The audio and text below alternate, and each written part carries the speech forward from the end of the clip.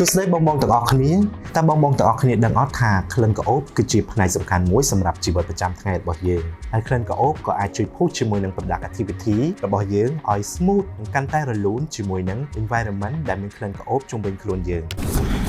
ហើយនេះគឺជាម៉ាស៊ីនបាញ់ក្លិនក្រអូប Smart Scent Diffuser គឺជាម៉ាស៊ីនដ៏ឆ្លាតវៃមួយសម្រាប់ធ្វើឲ្យមានក្លិនក្រអូបនិងមានតុល្យភាពនៅក្នុងបន្ទប់របស់យើងហើយក៏អាចប្រើប្រាស់បាន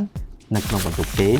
office បន្ទប់ប្រជុំឬក៏ក្នុងចន្ទាយន្តនិងអាចដាក់ទៅតាមកន្លែងផ្សេងៗតាមតម្រូវការម៉ាស៊ីនបាញ់ក្លិន Smart Scent Diffuser មួយនេះគឺមានទំហំ212មីលីម៉ែត្រគុណនឹង158មីលីម៉ែត្រនិងមានកម្រាស់75មីលីម៉ែត្រដែលមកជាមួយនឹងកម្លាំងថ្ម5វ៉ាត់រួមទាំងទម្ងន់ 0.8 គីឡូក្រាម